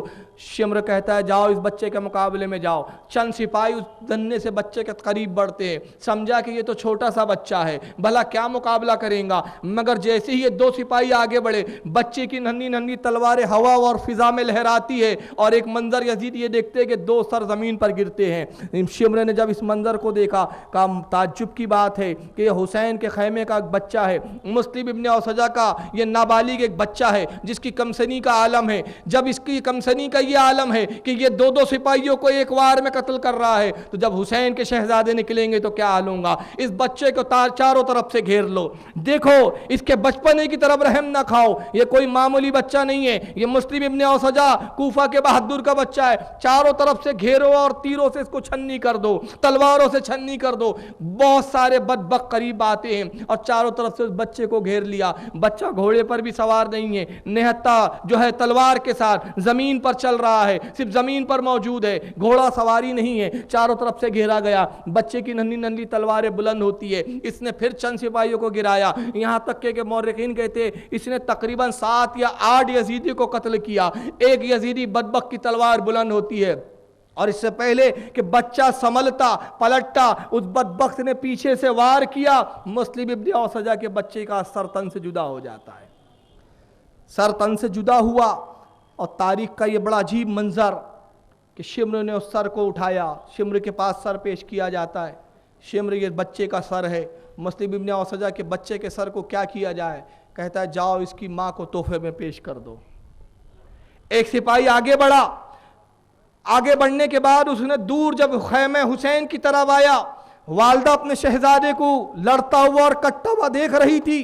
जब शहजादा कत्ल हुआ तो वो नेक बख्त, वो अल्लाह की नेक बंदी ज़मीन करबला पे ज़मीन की तरफ गिर जाती है और सजदे में जाती है और अर्ज़ करती है मालिक कायनात तेरा शुक्र है कि तूने मेरे शोहर की कुर्बानी को भी कबूल किया, मेरे साहबजादे की भी कुर्बानी को कबूल किया। ऐ रब्बे कायनात अपनी इस गुनाहगार बंदी से तू भी राज़ी हो जा। अब ये इल्तिजा कर रही कि बदबख्त सिपाही खैमे हुसैन की तरफ आता है और आने के बाद उस सर को इस खातून की तरफ फेंकता है और फेंक के कहता है ऐ मुस्लिम इब्ने औसजा की बेवा, ले ये तेरे बच्चे का सर है जो अमीर इब्ने ज़ियाद की तरफ से तोहफा है, जो अमीर अमर इब्ने साद की तरफ से तोहफा है, शिम्र मरदूद की तरफ से तोहफा है। उस सर अक़दस को उसने जब फेंका, मिट्टी में वो लोटता हुआ सर उसने खातून के सर के करीब आता है। इसने खातून ने सर को उठाया और क्या करती है, उस सर को उठाती है बच्चे के। अब बच्चे के सर को उठाने के बाद पैदल चलते हुए करबला के मैदान की तरफ जाती है। इमाम अली मकाम ने आवाज़ दी ऐ ने खातून रुक जाइए, क्या इरादा है, किसी नियत से जा रही हो। मगर इमाम की इस आवाज़ को उसने नज़रअंदाज किया। जाने के बाद आगे बढ़ती है, यजीदियों के लश्कर के करीब पहुंची। मुस्लिम इब्ने औसजा की वो बेवा, वो खातून, वो नेक बंदी अल्लाह की, और उसके बाद जाने के बाद उस सर को अपने बेटे को यजीदियों की तरफ फेंकती है और फेंक के इरशाद फरमाती है ऐ बदबख्तो, ये सर मुझे क्या तोहफे में देते हो, ये इमाम हुसैन के कदमों का सदका था और ये सदका मैंने दे दिया। हम वो है कि जो सदका दे के वापस नहीं लिया करते।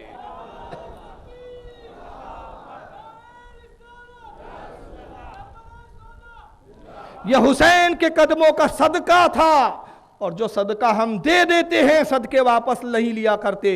जाओ ये हुसैन के कदमों के सदके को अपने पास ही रखो, ये कह के सर को फेंक कर वापस आ जाती है। ये अजीम कुर्बानियाँ दी अहले करबला ने। हज़रत मुस्लिम इब्ने औसजा के शहजादे के विसाल के बाद हज़रत अली के साहबजादे मैदानों में आते हैं। इन्होंने भी बहुत जौहर दिखाए, यके बाद दिगरे कई यजीदियों को कत्ल किया। उसके बाद हज़रत अकील के साहबजादे आते हैं, हज़रत मुस्लिम इब्ने अकील के भाई आते हैं। सबकी यके बाद दिगरे शहादत वाक़े हुई। अब ख़ानदान अहले बैत के मखसूस अफराद है। इमाम अली मकाम की निगाहों के सामने 19 साल का एक नौजवान खड़ा है, हसीन व जमील चेहरा, खूबसूरत, एक बारीक पतला सा कुर्ता पहने हुए है, सीने पे ज़ेर बख्तर नहीं है, ज़र्रा नहीं है, सिर्फ एक मामूली सा कुर्ता है जो इतना पतला है कि उसमें से हल्का हल्का जिस्म झाँक रहा है। हसीन व जमील नौजवान बारगाह इमाम अली मकाम में अर्ज़ करता है चचा जान मुझे भी इजाज़त अता फरमाइए। यह इमाम हसन का शहज़ादा हज़रत कासिम थे। कासिम इब्ने हसन आते हैं, अर्ज़ करते हैं कि चचा जान मुझे इजाज़त अता फरमाइए। जितने जानिसार थे शहीद हो गए। अब वक्त आ गया कि हम अपनी जानों को भी आपके कदम नाज़मीन पर कुर्बान कर दें। फरमाया साहबजादे किस चीज़ की इजाज़त दूँ? कत्ल की इजाज़त दूँ, शहादत की इजाज़त दूँ? ऐ कासिम, तुम हमारी बेटी सकीना की ज़िंदगी तुमसे वाबस्ता है, उसकी उम्मीदों का मरकज़ हो। हज़रत इमाम अली मकाम की साहबजादी हज़रत सकीना से निस्बत हुई थी इमाम हसन की, लेकिन निकाह नहीं हुआ था। और यहाँ पर बाज़ लोगों ने एक रिवायत गढ़ी है, ये मन घड़त रिवायत है, इसकी कोई असल नहीं है, कि हज़रत इमाम ने हज़रत कासिम का हाथ पकड़ के लाया, फिर अपनी बेटी सकीना को बुलाया, फिर वहाँ मेहंदी लगाई गई और फिर निकाह हुआ, फिर आपने दूल्हा बनाकर वापस करबला भेजा। ये सब मन घड़त रिवायत, इसका कोई सर पैर नहीं। इसलिए कि इसको अक्ल भी तस्लीम नहीं करती। जहाँ पानी ना मिल रहा हो, बेशुमार जहाँ लाशें गिरी हुई हो, जहाँ कई जानिसार शहीद हो गए हो, वहाँ शादी का कौन सा मौका है? और फिर यही नहीं, जहाँ पानी मैसर नहीं वहाँ मेहंदी कहाँ से आ गई? यानी सोचने की बात है, मेहंदी लगाने के लिए भी भिगाना पड़ता है, जहाँ पीने के लिए पानी नहीं, वहाँ मेहंदी के लिए पानी कहाँ से आएगा? और फिर ये कौन सा मौका, जबकि इमाम को मालूम था कि अभी कासिम जाएंगे तो शहीद हो जाएंगे, तो उस निके का मकसद भी क्या? तो ऐसी रिवायत की कोई असल नहीं है, ये पूरी मनगढ़ंत रिवायत है। हमारे उलमा वाज़े फरमाते कि इसकी कोई सर है ना पैर है, लेकिन इमाम ने इजाज़त अता नहीं फरमाई। हज़रत कासिम कहते हैं कि चाचा जान आप इजाज़त फरमाइए, अता फरमाइए। रोना शुरू किया, गिड़गिड़ाते हैं, आजिज़ी इनकिसारी करते हैं, मगर इमाम बार बार मना फरमाते हैं।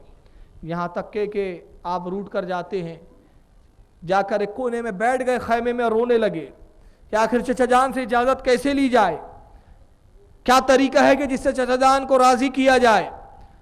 चचा जान है कि इजाज़त देने के लिए तैयार नहीं।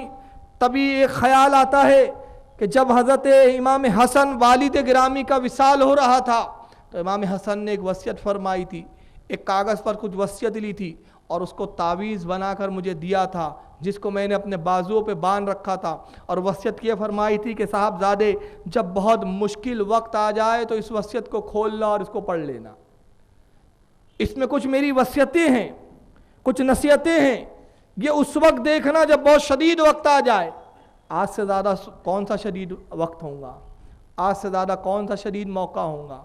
बस जैसे ये ख्याल आया, अपने कुर्ते की आस्तीन को उल्टा किया और उसके बाद वो बाजुओं पे जो तावीज़ जो वसीयत बाबा की बनी हुई थी इसको खोलते हैं। खोलने के बाद इमाम अली मकाम की खिदमत में हाजिर होते हैं, कहते हैं चचा जान आप भी इस बात के गवाह हैं, आपको भी याद है कि जब बाबा हज़रत इमाम हसन शहीद हो रहे थे, उनका विसाल हो रहा था, उन्होंने मुझे बुलाया था, एक वसीयत की थी, एक तहरीर लिख कर दी थी, उसको तावीज़ की शक्ल में मेरे बाजुओं पर बांधा था और वसीयत फरमाई थी कि बेटा कासम जब बहुत शदीद वक्त आ जाए, बहुत शदीद मुश्किल वक्त हो, बड़ा शदीद मरहला हो, तो इस वसीयत को खोलना, इस तावीज़ को खोलना और इसको पढ़ना, इसमें जो कुछ लिखा उस पर अमल करना। चचा जान ये मंज़र आपकी निगाहों के सामने भी हुआ है, आप इस मंज़र के गवाह है। आपको मालूम है कि आपके भाई और मेरे वालिद गिरामी इमाम हसन ने वसीयत फरमाई है। क्या आज से भी ज़्यादा कोई शदीद वक्त हो सकता है? क्या आज से भी ज़्यादा कोई शदीद मौका हो सकता है? हुजूर मुझे इजाज़त दीजिए।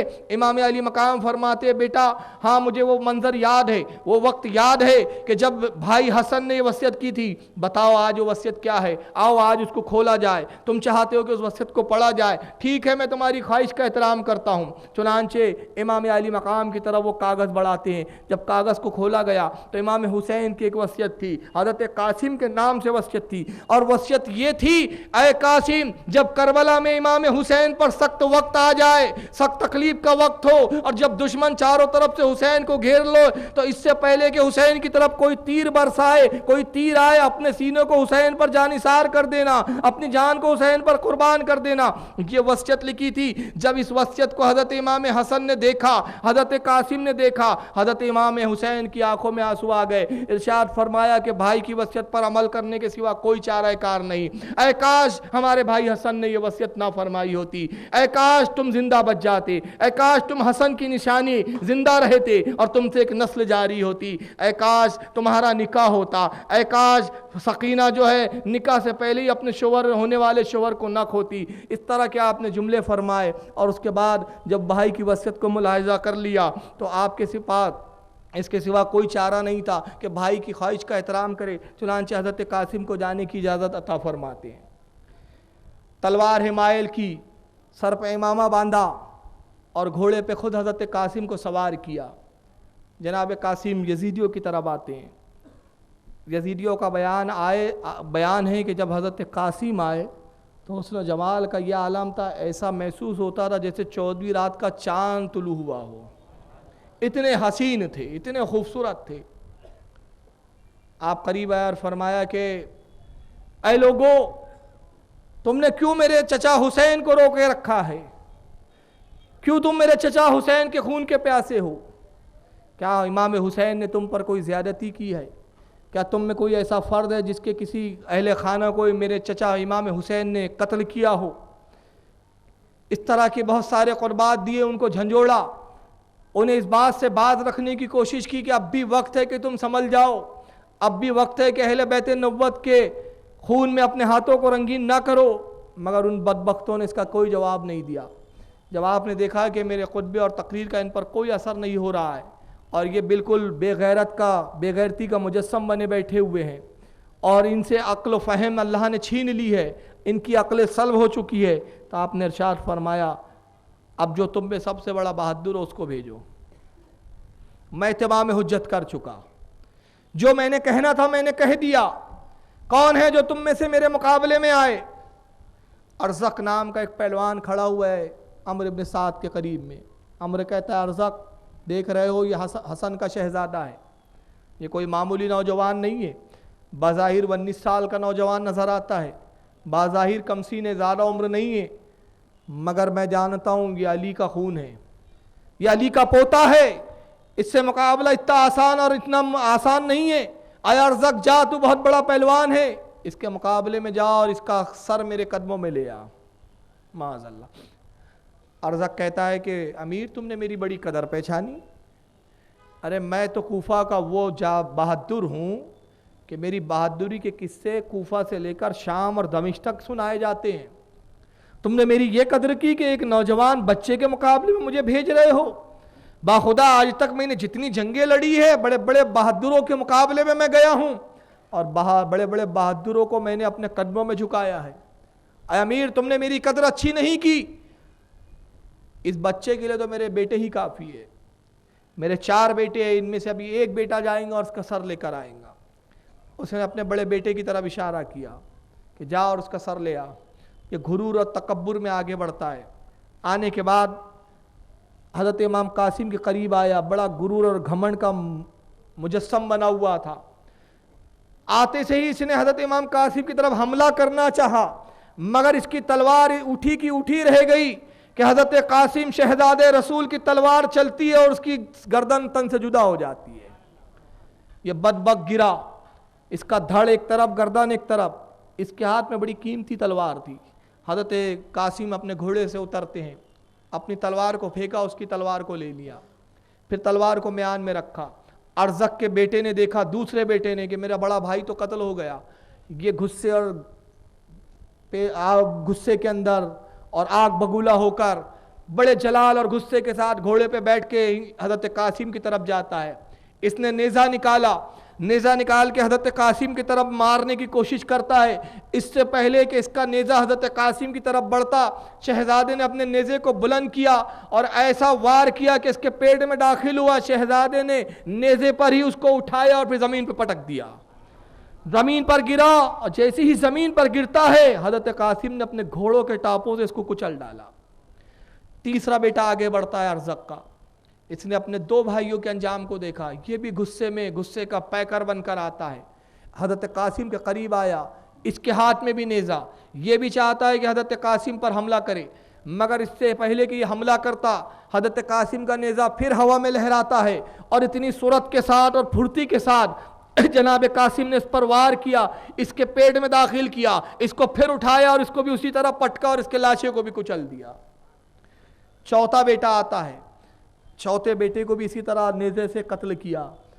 یہاں تک کہ جب 4 بیٹے ارزق کے قتل ہو گئے وہ ارزق جو ابھی تک کہہ رہا تھا کہ یہ تو ایک معمولی سا بچہ ہے، اس کے مقابلے میں جانا میری شان کے خلاف ہے، میری شان نہیں ہے، اب حال یہ تھا کہ گھوڑے پہ بیٹھا غصوں کا پیکر ہو کر، غصے کے اندر آگ بگولا ہو کر تیزی کے ساتھ گھوڑا دوڑاتے ہوئے حضرت قاسم کی طرف آتا ہے، اور آتے ہی کہتا ہے اے قاسم تو نے میرے 4 شہزادوں کو مار دیا، میرے 4 بیٹوں کو قتل کیا، ان قریب میں اب تیرا سر تن سے جدا کروں گا، میں اپنے 4 بیٹوں کے خون کا بدلہ لوں گا۔ یہ کہہ کر اس نے تلوار سے وار کرنا شروع کیے۔ واقعی بہت بڑا جاباز بہادر پہلوان تھا، اس کے وار میں بڑی سختی تھی، اس کی کاٹ میں بڑی تیزی تھی، اس نے تلواروں کو لہرایا، پے در پے اس نے تلوار مارنی شروع کی۔ حضرت قاسم نے اس کو اپنی ڈھال پر روکا، یہاں تک کہ جب اس نے 3 وار کیے، آپ نے 3 وار کو اپنے ڈھال پر روکتے ہیں اور اس کے بعد تلوار نکالتے ہیں۔ تلوار جیسی اس کی نظر تلوار پہ پڑی، اسی کے بیٹے کی تلوار تھی۔ کہتا ہے قاسم یہ تلوار تیرے پاس کیسے آئی؟ یہ تو میرے بڑے بیٹے کی تلوار تھی، اس کو تو میں نے 1000 روپے میں خریدا تھا، یہ بڑی قیمتی تلوار تھی، اس کو میں نے 1000 روپے میں خریدا اور 1000 روپیہ دے کے زہر میں بجھایا تھا، یہ تلوار تیرے پاس کیسے آ گئی ہے؟ حضرت قاسم مسکرا کے کہتے ہیں اے ارزق یہ تیرا بیٹا تحفے میں دے گیا ہے تاکہ اسی تلوار سے تجھے قتل کروں، یہ تیرے بیٹے کا تحفہ ہے۔ اور اس کے بعد اس کے 3 وار کو دیکھ کر حضرت قاسم سمجھ گئے تھے کہ اس سے مقابلہ اتنا آسان نہیں ہے، اتنا مقابلہ اتنا آسان نہیں ہے کہ اس کا وار کیا جائے، یہ وار کو روک بھی لیں گا اور جب یہ وار کریں گا تو اس کے وار کو روکنا بھی ممکن نہیں ہے۔ تو آپ نے ایک ہیلا کیا،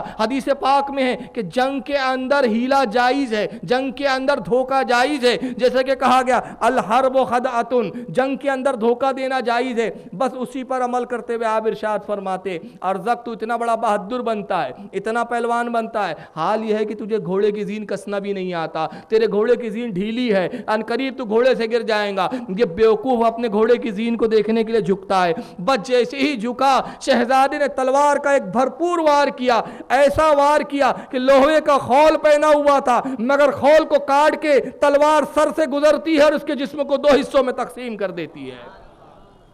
اس بک کی موت ہوئی۔ جب ارزق مارا گیا تو فوج پر ایک خوف و ہراس کا منظر قائم ہو گیا، اب یزیدی فوج میں سے کوئی نکلنے کے لیے تیار نہیں۔ حضرت قاسم رضی اللہ تعالیٰ عنہ پھر پکارتے ہیں کون ہے جو میرے مقابلے میں آئے، کون ہے جو میرے مقابلے میں آئے؟ کوئی باہر نہیں نکلا۔ آپ اپنے گھوڑے سے اچھل کے کودتے ہیں، ارزق کے گھوڑے پر سوار ہوئے اور اس گھوڑے کی رخ کو موڑ کر امام علی مقام کی خدمت میں حاضر ہوتے ہیں۔ آنے کے بعد امام علی مقام کے قریب آئے، عرض کرتے ہیں یا امہو علتش، اے چچا جان پیاس، اے چچا جان پیاس، یا امہو علتش، اے چچا پیاس، اگر چند گھٹ پانی مل جائے تو قسم خدا کی پورے لشکر یزید کے لیے تنہا میں کافی ہوں، چند گھوٹ پانی عطا فرما دیجئے۔ امام کی آنکھوں میں آنسو ہے، درد و کرب کا عالم۔ شہزادے کے سر کو بوسہ دیا، کہا صاحبزادے تم نے بہادری کا خوب حق ادا کیا، اے صاحبزادے تم جانتے ہو کہ تمہارا چچا خود پیاسا ہے، چند قطرے بھی نہیں کہ میں اپنے شہزادوں کو وہ پانی سے سیراب کر سکوں۔ جاؤ بیٹا قاسم، میں وہ نگاہ سے دیکھ رہا ہوں کہ نانا حضور آب کوثر کا جام لیے ہوئے انتظار میں ہیں، اب تمہیں دنیا کے پانی کی حاجت نہیں، جاؤ نانا حضور کے آب کوثر سے سیراب ہو جاؤ۔ امام نے جملہ فرمایا، حضرت قاسم پلٹتے ہیں، حضرت امام علی مقام کو سلام کیا اور سلام کرنے کے بعد پھر یزیدی لشکر کی طرف آتے ہیں۔ آنے کے بعد پھر فرمایا حل من مبازر، کیا تم میں کوئی ہے جو میرا مقابلہ کرے؟ عمر بن سعد کہتا ہے کہاں گئے وہ اہل کوفہ، کہاں گئے وہ کوفہ کے بہادر جانثار جن کے بڑے بڑے دعوے تھے؟ دیکھو یہ ایک 19 سال کا نوجوان، یہ ابھی نوجوان ہے جس نے بھی شباب کے عالم میں قدم رکھا ہے، تمہیں بار بار لڑکاتا ہے مگر بے غیر تو تمہیں شرم نہیں آتی کہ اس کے مقابلے میں نہیں نکلتے؟ کیا تم میں کوئی نہیں جو اس کے مقابلے میں جائے؟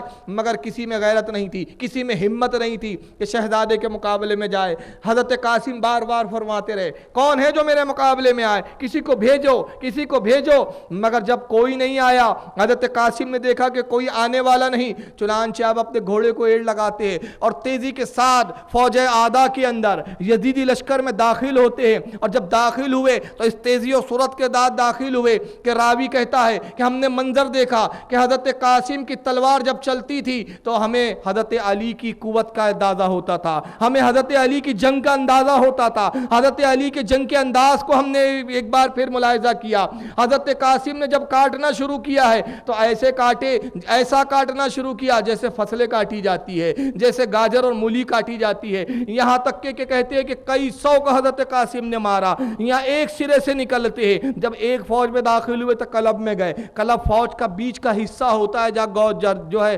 فوج کا سپہ سالار ہوتا ہے، یہاں تک کہ قریب تھا کہ عمرو بن سعد کے قریب پہنچے، تبھی فوجوں نے چاروں طرف سے گھیرا، مگر قاسم نے پھر کاٹنا شروع کیا، کاٹتے ہوئے دوسرے سمت میں نکلتے ہیں، ایک سمت سے دوسرے سمت سے تیسرے سمت، یہاں تک کہ کئی لوگوں کو جو حضرت قاسم کے مقابلے میں آ رہا ہے مارا جا رہا ہے۔ شمر بدبخت چلاتا ہے، ارے بدبخت تو دیکھ کیا رہے ہو، یہ قاسم نامدار ہے، یہ حضرت علی کا، یہ کائنات کے مولا کا جو ہے پوتا ہے، یہ ان کا شہزادہ ہے، اس کا مقابلہ اتنا آسان نہیں ہے، اگر تم اسی طرح تلواروں سے لڑتے رہے سب کو کاٹ ڈالیں گا، دور ہٹو بدبختو اس سے، اور دور سے نیزے مارو، تیر مارو، نیزے پھینکو، تیروں کو پھینکو، یہاں تک کہ حضرت قاسم پر تیر پھینکے جاتے ہیں، نیزے پھینکے جاتے ہیں۔ ایک بدبخت شیس ابن روی پیچھے سے قریب آتا ہے اور آنے کے بعد حضرت قاسم کی پیٹھ میں اس نے نیزہ داخل کیا، حضرت قاسم کی پیٹھ سے نیزہ سینے کی طرف سے باہر نکلتا ہے، آپ گھوڑے سے زمین کی طرف تشریف لاتے ہیں،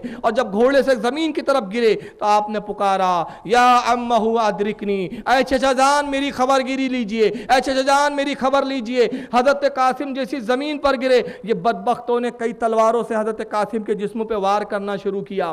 امام حسین نے اس منظر کو دیکھا، تڑپ جاتے ہیں، حضرت امام فوراً گھوڑے پہ سوار ہوئے، اپنے بھتیجے کی مدد کے لیے تشریف لے جاتے ہیں، اور جانے کے بعد یزیدی فوجوں کو ہٹانا شروع کیا۔ آپ ڈھکیلتے اور فرماتے بدبختو اب وہ تو زمین پر گر چکا ہے، اسے چھوڑ دو، اب کیا تم اس کے جسم کیا کیما کرو گے؟ یہ کہہ کر آپ نے تلواریں نکالی، تلوار سے بھی کچھ لوگوں کو ڈھکیلتے ہیں، ہاتھ سے ڈھکیلتے ہیں، گھوڑے کے ذریعے سے آپ ڈھکیلتے ہیں، یہاں تک کہ امام علی مقام جب حضرت قاسم کے قریب پہنچے، ایک کراہتی آواز تھی، مگر یزیدی چاہتے کہ حضرت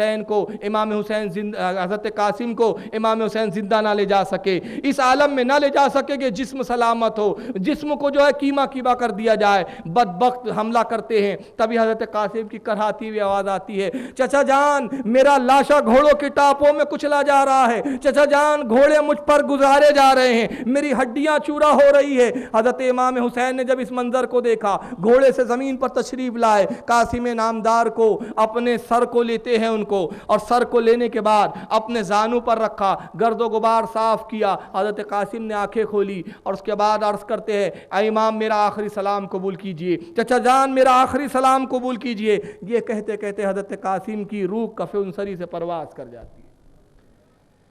امام نے حضرت قاسم کے لاشے کو اٹھایا اور صدمے سے اتنے نڈھال تھے کہ راوی کہتے ہیں کہ جب آپ حضرت قاسم کے لاشے کو خیمے کی طرف لا رہے تھے تو حال یہ تھا کہ نیزہ سینے میں داخل تھا، جسم میں کچھ تیر تھے، خون جاری تھا، اور حضرت قاسم کو حضرت امام اس عالم میں لا رہے تھے کہ آپ کے پیر زمین کربلا پہ گھسیٹتے ہوئے چل رہے تھے۔ اس حال میں خیمے کی طرف لانے کے بعد جب خیمے کے قریب رکھا، حضرت زینب خیمے سے باہر آتی ہے، لاش قاسم پر گر کر رونا شروع کیا، ہائے میرے بھائی کے شہزادے، تم بھی چلے گئے، تم ہماری امیدیں تھی، تم ہمارے امیدوں کا مرکز تھے۔ امام علی مقام نے اپنی بہن زینب کے